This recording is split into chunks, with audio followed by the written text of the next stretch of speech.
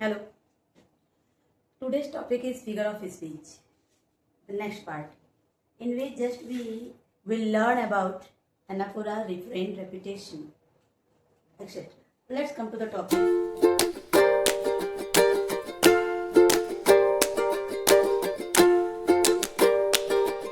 The first topic is what? Anaphora.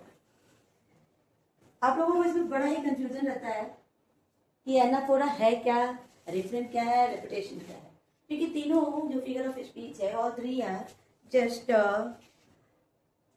Related to just look like the same. तो let's learn anaphora. देखो anaphora क्या है. यह जो है वह फिगर ऑफ स्पीच है जो कि पूरा एक वर्ड या ग्रुप ऑफ वर्ड्स रिपीट होता है, लेकिन ये रेपिटेशन हमेशा जो है किसी भी सेंटेंस किसी भी जो है जो स्टेंजा है उसके बिगिनिंग में होता है. ओके, तो then what is anaphora? Anaphora is that figure of speech in which the same word or phrase is repeated at the beginning of the successive clauses or sentences. I look at the example. देखिए example में क्या है. Every day I learn something new. Every day I try to improve. Every day I move closer to my goal. तो यहाँ जो repeat क्या हो रहा है, यहाँ पे रिपीट हो रहा है every day. दूसरे लाइन में भी every day. थर्ड लाइन में भी every day. तो ये रिपीटेशन हो रहा है बिगिनिंग में. ठीक है, तो repeat anaphora is that figure of speech in which same word or same group of words repeat, and especially at the beginning of the stanza. Now next is refrain. Refrain is also repetition of words, sound, etc. So but how it is different to anaphora? It is a regularly repeated line or group of line in a poem or song, usually at the end of the stanza. Anaphora क्या हो रहा है? यह जो है beginning में हो रहा है, बिगनिंग में रेपिटेशन हो रहा है इसका. और रिफ्रेन में क्या है? इसके एंड में हो रहा है. तो रिफ्रेन वह फिगर ऑफ स्पीच है या पोएटिक डिवाइस है या लिटरेरी डिवाइस है जिसमें रेपिटेशन तो रेगुलर रेपिटेशन होता है, लेकिन यह रेपिटेशन जो है किसी भी स्टैंजा के अंत में होता है. और एनाफोरा में क्या होता है? किसी भी स्टैंजा के बिगिनिंग में होता है. एग्जाम्पल देखिए. नाउ कर the example. Under the green wood tree who love to lie with me and fun his merry note on to the sweet birds thought.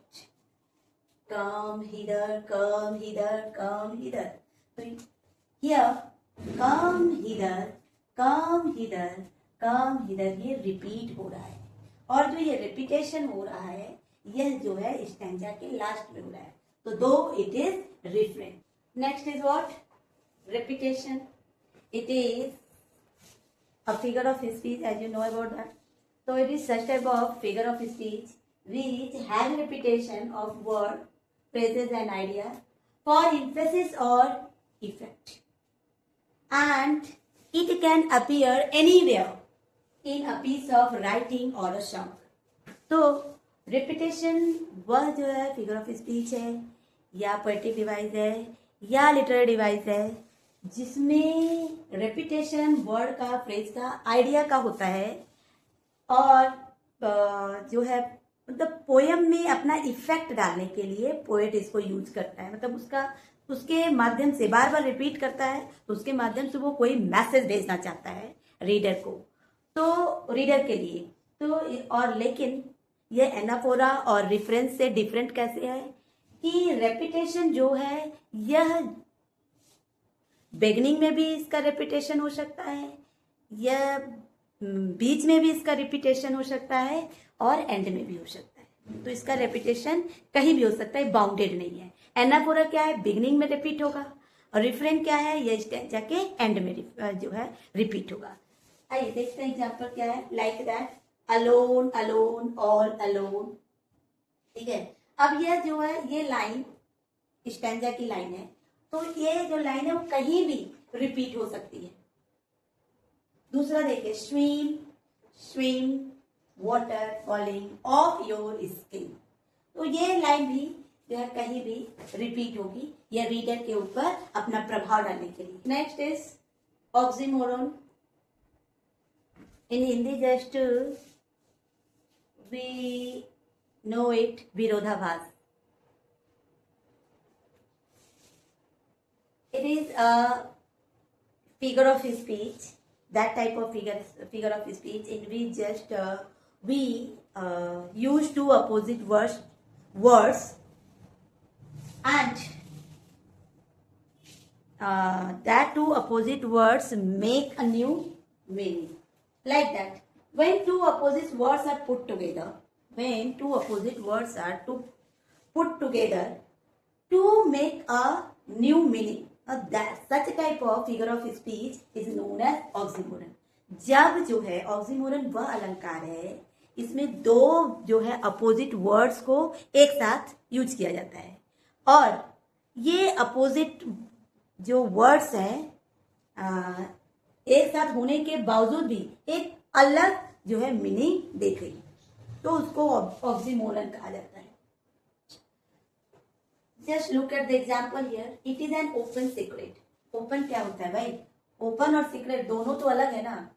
यहाँ पे रहस्य है और यहाँ पे क्या है? पर्दाफाश खुला हुआ है, ओपन है। तो ये दोनों मिलके एक अलग जब मीनिंग देंगे तो वो हो जाएगा oxymoron. Next example, the gossip is old new. Old and new both are opposite, but here it gives a new meaning. Okay, so such a type of two opposite words when it put together and give us new meaning, and that time it known as oxymoron. Next is what? onomatopoeia. Hindi में इसको शब्द अलंकार कहते हैं। तो onomatopoeia वह जो है फिगर ऑफ स्पीच है या लिटरेरी डिवाइस है या पोएटिक डिवाइस है जिसमें हम साउंड जिससे कि साउंड का जो भी साउंड है वो जो है उस शब्द को ही हम जो है ओनोमेटोपोइया कहते हैं। जैसे छपाक, धड़ाम, हिश। तो इस चीजों ये जो वर्ड्स हैं जिससे साउंड जो है क्रिएट होता है तो उसको कहेंगे ओनोमेटोपोइया। तो दो, what is ओनोमेटोपोइया? ओनोमेटोपोइया is such type of figure of speech which create sound. As example, crack, pop, pitter patter, hiss, buzz, etc.